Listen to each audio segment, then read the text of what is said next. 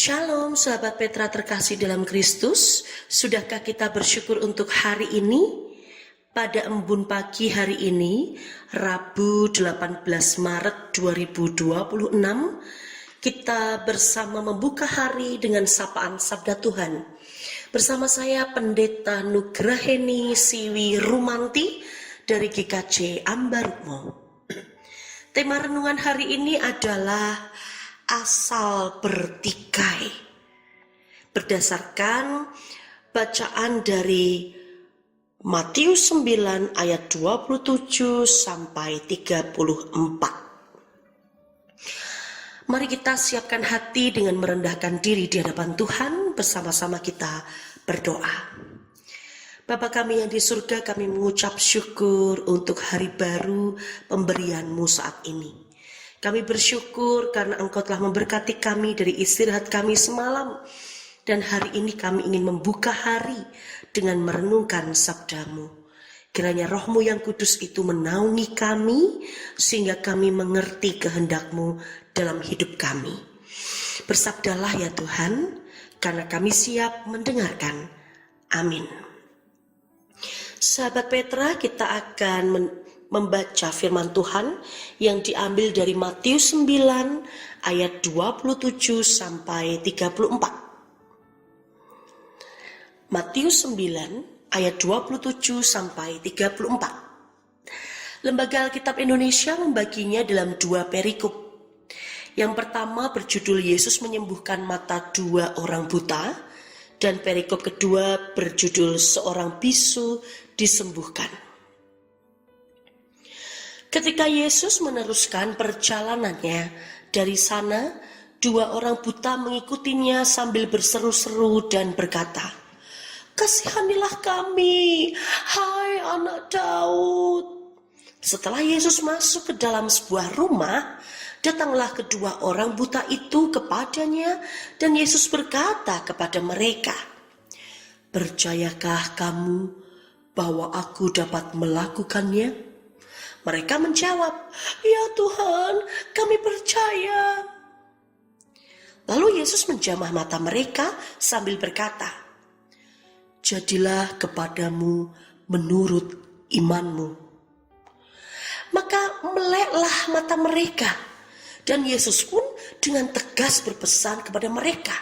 Katanya, "Jagalah supaya jangan seorang pun mengetahui hal ini." Tetapi mereka keluar dan memasyurkan dia ke seluruh daerah itu. Sedang kedua orang buta itu keluar, dibawalah kepada Yesus seorang bisu yang kerasukan setan. Dan setelah setan itu diusir, dapatlah orang bisu itu berkata-kata. Maka heranlah orang banyak. Katanya, "Yang demikian belum pernah dilihat orang di Israel." Tetapi orang Farisi berkata, "Dengan kuasa penghulu setan, ia mengusir setan." Sampai di sini sahabat Petra pembacaan kita. Tentu yang berbahagia ialah setiap orang yang mendengarkan firman Tuhan, merenungkannya, dan juga melakukan dalam hidup setiap hari. Hosiana. Sahabat Petra yang terkasih dalam Tuhan, pernahkah kita berjumpa dengan orang yang menyebalkan dalam hidup kita? Atau bahasa yang lebih halus adalah orang yang sulit begitu. Orang yang bahasa Jawanya tuh ngewohke gitu ya. Orang yang rasanya tuh kok gini nggak nyaman, gitu nggak nyaman, atau netizen julid gitu ya. Apa-apa dikomentari.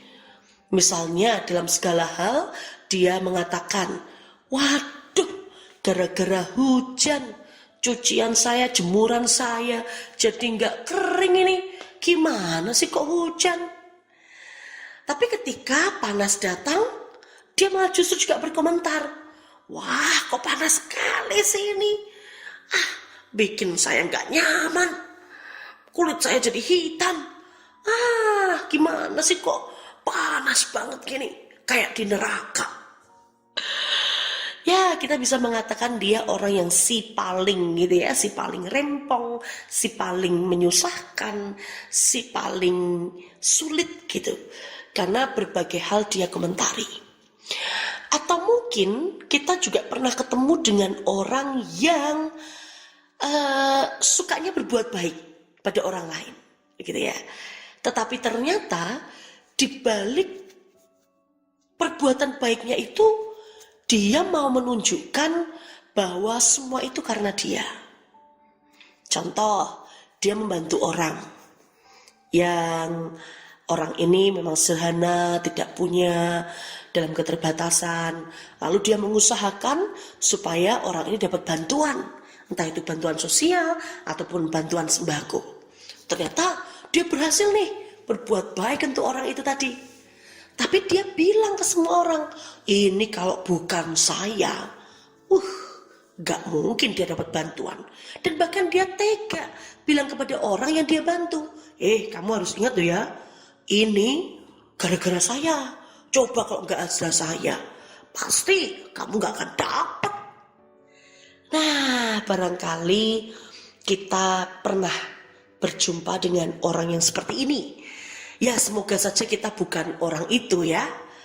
Begitu. Tetapi saya yakin dan percaya ketika ada orang yang seperti ini tentu membuat hati kita merasa risih, begitu ya. Merasa nggak nyaman. Merasa kok bisa sih apa-apa kok dikomentari gitu ya. Julid amat nih orang, begitu. Tetapi coba kita mau melihat teks kita dari Matius 9 ayat 27 sampai 34. Sebenarnya situasi yang digambarkan itu situasi yang menakjubkan loh. Karena apa? Karena sampai ada sebuah pengakuan dari orang-orang bahwa hal ini tidak pernah terjadi di Israel. Hal apakah itu? Ya, jadi ada 2 orang buta yang mengikuti Yesus dan mereka meminta Yesus untuk menyembuhkan mereka dari kebutaannya. Yesus cuma tanya loh kepada mereka, percayakah kau bahwa aku bisa menolongmu, begitu kan? Dan mereka bilang, ya kami percaya. Akhirnya Yesus menyentuh mata mereka dan berkata, ya terjadilah menurut imanmu itu. Mereka langsung bisa melihat, melek. Dan Yesus sudah mengatakan, dah kamu gak usah bilang siapa-siapa ya. Dah cukup kita aja. Tapi ya namanya orang seneng loh. Namanya orang bersuka cita, namanya orang yang selama ini dia tidak bisa melihat, dan dia bisa melihat dengan kedua matanya. Bahkan mereka berdua itu bisa, oh dunia seperti ini, oh ternyata Yesus yang diceritakan baik, digosipin baik, ternyata beneran baik ya. Mereka benar-benar excited dan ternyata berita itu nyebar. Hingga akhirnya ada orang yang bisu, yang kerasukan setan, dan akhirnya juga dipulihkan sama Yesus. Setannya diusir, bahkan orang bisu itu bisa bicara. Maka hal seperti ini sebenarnya hal yang menakjubkan. Hal yang membuat kita tuh bisa wow begitu. Menarik kan? Sangat menarik. Bahkan bisa kita siarkan bahwa Yesus adalah anak Allah. Bahkan Allah itu sendiri yang menunjukkan kemahakuasaannya. Tiada yang mustahil bagi Tuhan. Dia pun melakukan mujizat di mana orang tidak bisa melakukannya. Nah, tetapi ini dia. Di bagian ending dari bacaan kita, di ayat 34, justru menunjukkan tipe orang yang si paling julid tadi. Karena apa?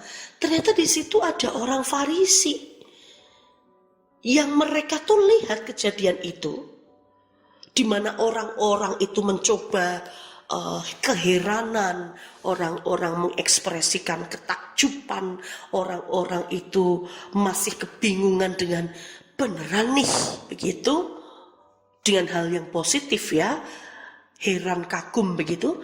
Tetapi justru orang Farisi mematahkannya dan dengan mudahnya mengatakan, dengan kuasa penghulu setan ia mengusir setan. Tolong deh gitu ya. Orang Farisi ini justru mau mengatakan pada orang banyak bahwa dia nggak ikut gembira ketika 2 orang buta bisa melihat. Ketika orang bisu yang kerasukan bisa diusir setannya dan bisa bicara. Orang Farisi menganggap dirinya orang yang layak untuk dihormati, yang menganggap dirinya sebagai orang yang paling tahu, si paling tahu begitu ya, si paling ingin dihormati, si paling suci. Tetapi ketika ada mujizat yang terjadi yang dilakukan Yesus, justru dia juga menjadi orang yang si paling julid, orang sulit, orang yang justru menyebarkan hal-hal yang sangat tidak baik. Dan mungkin dia mau berkata, seharusnya itu aku, bukan Yesus.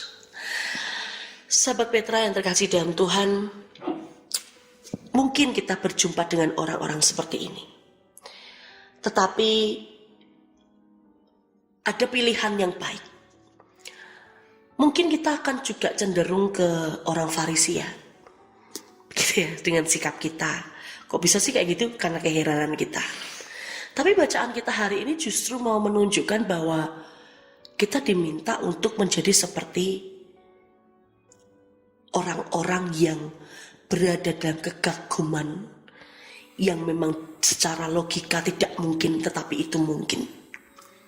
Janganlah kita melihat dari sudut pandang orang Farisi, tetapi marilah kita melihat dari sudut pandang bagaimana Allah bekerja bagi mereka yang secara logika tidak mungkin bisa pulih dan sembuh. Bisakah kita melihat dari sisi Tuhan Yesus yang karena belas kasihannya dia menganugerahkan gitu ya, cintanya itu untuk memulihkan orang yang membutuhkan, menyelamatkan orang yang butuh pertolongan. Maka sahabat Petra yang terkasih, daripada kita itu menghakimi orang, daripada kita berfokus pada hal-hal yang negatif, apalagi menjadi orang yang si paling julid, kok rasanya lebih baik kita memulai dari diri kita untuk menjadi orang yang mengapresiasi orang lain. Apapun yang orang lain lakukan selama itu baik dan selama itu menunjukkan kemahakuasaan Tuhan, mari kita support dan mari kita apresiasi agar apa yang menjadi kehendak Tuhan senantiasa terjadi dalam hidup kita. Jadi bagi orang Jawa, ojo waton suloyo, begitu ya. Jangan asal bertikai, tetapi hendaklah kita memunculkan, menciptakan kedamaian, karena itulah yang Yesus harapkan. Amin. Sahabat Petra, mari kita berdoa. Terima kasih ya Tuhan atas firman-Mu hari ini. Kami belajar satu hal. Kami mungkin sering bertemu dengan orang-orang yang sulit ataupun si paling julid, orang-orang yang tidak bisa bersyukur dalam segala kondisi. Atau mungkin orang itu bisa jadi kami dalam suatu masa. Kami pun pernah di posisi itu. Maka Tuhan ampunilah kami dan ajarlah kami untuk justru memandang semua kebaikan Tuhan, untuk justru bisa menjadi saksi Kristus dimanapun kami berada, sehingga hanya nama Tuhan yang dimuliakan. Sebagaimana dua orang buta dan bisu itu, ketika mereka menerima anugerah Tuhan, mereka memasyurkan nama Tuhan. Dan biarlah kami menjadi pribadi yang seperti itu, karena Engkau adalah Allah yang menyelamatkan hidup kami. Maka biarlah hidup kami sungguh-sungguh memuliakan Engkau. Saat ini ya Tuhan, sepanjang hari ini kami menyerahkan ke dalam tangan-Mu. Tuhan berkati segala aktivitas kami, pekerjaan kami, pelayanan kami. Terlebih di hari ini juga mulai ada arus mudik, di mana saudara-saudara kami juga akan merayakan Idul Fitri besok. Tuhan juga berkati sehingga semua boleh berjalan baik, lancar. Bahkan semuanya Tuhan berikan keselamatan sehingga bertemu dengan keluarganya. Tuhan juga berkati saudara kami umat Hindu juga akan merayakan hari Nyepi, mereka akan merenung dan berdiam diri. Tuhan berkati bila di dalam setiap perenungan mereka semakin mengarahkan mereka untuk dekat melekat dengan Tuhan.